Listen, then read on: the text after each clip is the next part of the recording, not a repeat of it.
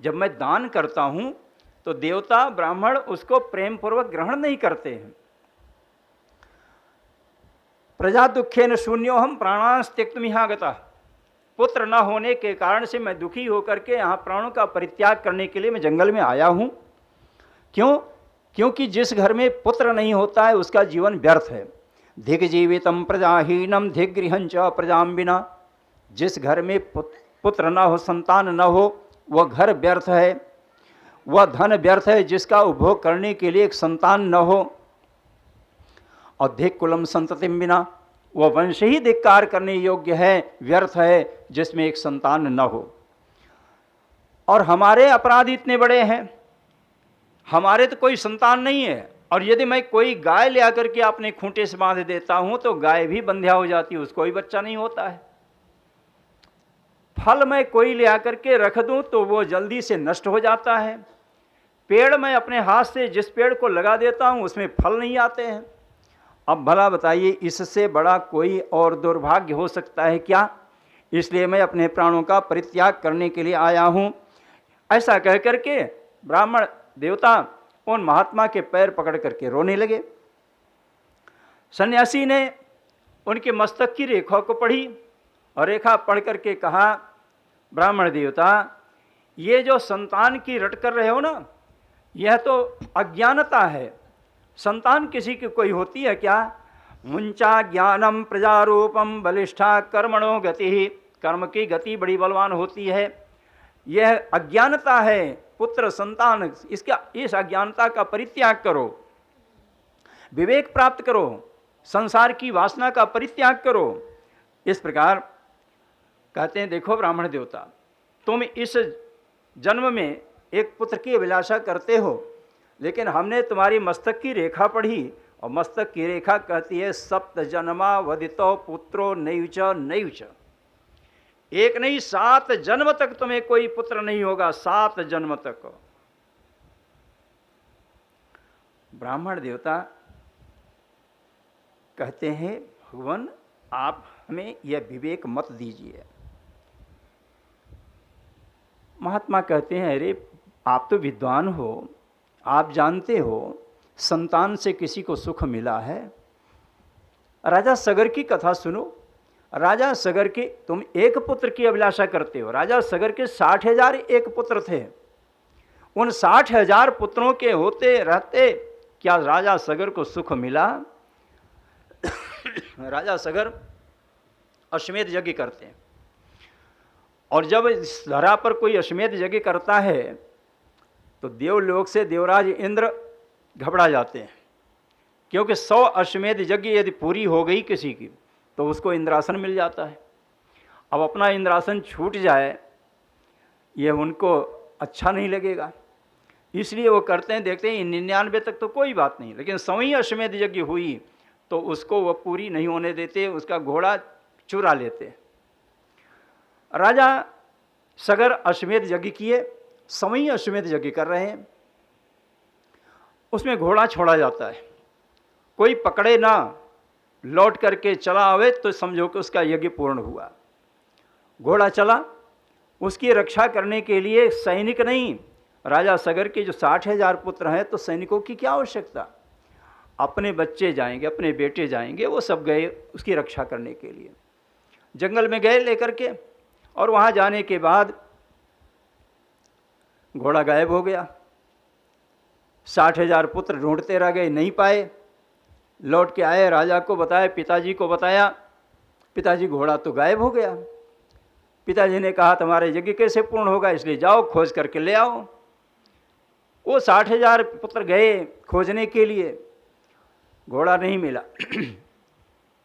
खोदने लगे पृथ्वी को, वहाँ जा कर के गंगा सागर जिसको आप कहते हो, वहाँ जा कर के कपिल मुनि का आश्रम, उस कपिल मुनि के आश्रम में जब पहुँचे तो देखे कि वहाँ घोड़ा बंधा हुआ है। इन सगर के पुत्रों को बड़ा क्रोध आया, ये ढोंगी महात्मा हमारा घोड़ा चुरा करके ले आया, अपने आश्रम में बांध लिया और आसन लगा करके बैठ गया, मानो समाधि लगाए हुई है। अब 60,000 लोग कोलाहल करना शुरू किए, आवाज़ होने लगी, उनको मारने पीटने लगे। महात्मा की आंख खुली, समाधि टूटी, आंख खुली तो उनकी आंख से आग की वर्षा हुई। 60,000 पुत्र वहीं जल करके राख हो गए। कहाँ लाभ मिला राजा सगर को? पुत्र से लाभ मिलता है क्या? संतते सगरो दुखम वापांग पुरा तथा। राजा सगर संतान से ही दुख प्राप्त किए। इसलिए रे मुंचाद्य कुटुंबाशाम संन्यासे सर्वथा सुखम। इसलिए कुटुंब की, परिवार की आशा परित्याग करो और मेरी तरह से सन्यासी बन जाओ। सन्यास में बड़ा सुख है। ब्राह्मण देवता कहते हैं महाराज ये अपना सन्यास अपने पास रखो। गृहस्थ पुत्रादि सुखहीनोयम सन्यासा शुष्क एव ही। गृहस्था सरसो लोके पुत्र पौत्र समन्विता। ये हमें इसकी आवश्यकता नहीं है, ये अपने पास रखो। अगर पुत्र नहीं हुआ, पुत्र का सुख नहीं प्राप्त हुआ तो ये आपका ये सन्यास जो है वो सूखा है। हमारे हिसाब से सरस क्या है? गृहस्थ सरसो लोके। गृहस्थ आश्रम ही सरस है, लेकिन हमारे जैसा नहीं। आत्मदेव कहते हैं हमारे जैसा गृहस्थ नहीं। कौन? पुत्र पौत्र से युक्त। गृहस्था सरसो लोके पुत्र पौत्र समन्विता। जिसमें पुत्र पौत्र सब हों, ऐसा गृहस्थ आश्रम वही सुखमय है। इसलिए हमको पुत्र चाहिए। महात्मा कहते हैं कि यदि हम आपको न दे पाएं तो कहा यदि आप हमको नहीं दे पाओगे तो हम आपके सामने ही अपने प्राणों का परित्याग कर देंगे। रखा, ब्राह्मण देवता ले जाओ, इसको अपनी पत्नी को खिला देना। इससे तुम्हारी पत्नी के गर्भ से एक सुंदर बालक पैदा होगा, बहुत सुंदर बालक पैदा होगा। आत्मदेव प्राप्त किए, बड़ा प्रसन्न हुए। महात्मा का आशीर्वाद है तो सफल होगा। प्रसन्नता के मारे लेकर के चलने लगे। महात्मा ने कहा अरे सुनो, फल खाने से किसी को बच्चा नहीं होता है। फिर कहा इसके लिए कुछ उपाय करना पड़ेगा। क्या महाराज? तो वह भी बताओ क्या करना होगा हमें। कहा इसको ले जाओ, अपनी पत्नी को खिला देना और उससे कहना कि 1 वर्ष तक उसे व्रत करना पड़ेगा। बोले क्या? सत्यम शौचम दया दानम एक भक्तम तो भोजनम वर्षावधिक स्त्रिया कार्यो तेन पुत्रोति निर्मलः। बड़ा निर्मल पुत्र होगा, लेकिन 1 वर्ष तक व्रत करना पड़ेगा। सबसे पहले क्या? सत्यम, सत्य बोलना पड़ेगा, पवित्रता के साथ रहना पड़ेगा।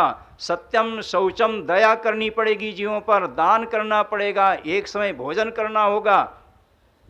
इस प्रकार से 1 वर्ष की अवधि बिताएंगे तो इनको बड़ा सुंदर पुत्र पैदा होगा। आत्मदेव बड़े प्रसन्न होकर के उस फल को लेकर के चले और जाकर के अपनी पत्नी धुंधली के हाथ में रखा। देवी ये सुंदर वर प्राप्त हुआ है, एक फल है, इस फल को खा जाओ, तुम्हारे यहाँ एक संतान होगी, निर्मल पुत्र पैदा हो जाएगा।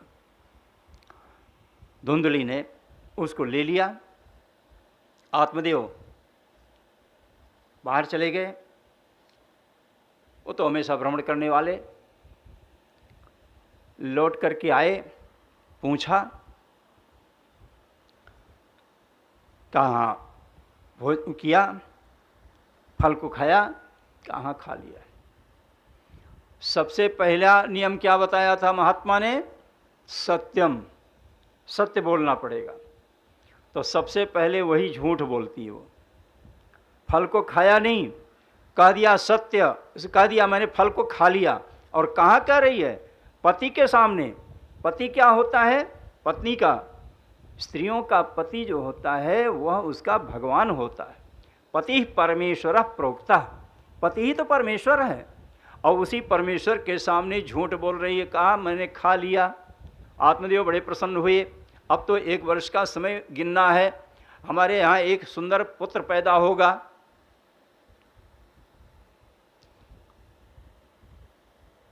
लेकिन दुखी मन कर बैठ गई धुंधली। झूठ तो बोल दिया, अब पुत्र नहीं पैदा होगा तब हम क्या बताएंगे। चिंतित मुद्रा में बैठी है। गांव की उसकी सहेली आई, कोई सहेलियां आईं और वो आकर के पूछती हैं बहन हम देख रहे हैं कि तुम्हारा मन मलिन है, क्या दुख है आपको बताओ। उसने कहा देखो एक फल ले आए हैं, कहीं से ले आए हैं, और कहते हैं कि इसको खा जाओ तो तुम्हें पुत्र पैदा होगा। सारी स्त्रियां बड़ी प्रसन्न हुई, ये तो बहुत अच्छी बात है, तुम्हारे कोई संतान नहीं है और फल खा लेने से तुम्हें संतान हो जाएगी, इससे बढ़िया और क्या हो सकता है। क्यों खाया नहीं? कहा नहीं खाया। क्या क्यों? कहा मैंने तर्क किया, विचार किया। क्या क्या कि मुझे चिंता हो रही है। क्यों? कि क्योंकि फल भक्षेण गर्भास्यान गर्भेण उदर वृद्धिता, यदि मैं फल खा लेती हूँ तो मुझे गर्भ रहेगा, गर्भ रहेगा तो पेट बढ़ेगा, अब पेट बढ़ेगा और इसके बाद कहा कि स्वल्प भक्षम ततो अशक्तिर गृह कार्यम कथम भवेत। एक समय भोजन करने की बात बताई है। कहा जाता है गर्भिणी स्त्री को अच्छे अच्छे पौष्टिक पदार्थ खाने चाहिए, और यहाँ जो खाते हैं उसको ही मना किया जा रहा है। एक समय भोजन करने की बात बताती हैं, जब मैं एक समय भोजन करूँगी मेरे शरीर में शक्ति रह जाएगी, और जब शक्ति नहीं रहेगी तो गृह कार्यम कथम भवेत, घर का काम कैसे होगा। क्योंकि धुंधली का स्वरूप है ना, शूराच गृह कृत्येषु, घर का काम करने में बहादुर थी। शूर किसको कहते हैं? शूर तो जो युद्ध में लड़ाई लड़ने वाले होते हैं उनको शूर कहा जाता है, लेकिन यहाँ धुंधली के लिए शब्द का प्रयोग किया, शूराच गृह कृत्येषु, घर का काम करने में शूर थी, बहादुर थी। अब धुंधली का विचार सुनिए, वो क्या कह रही है।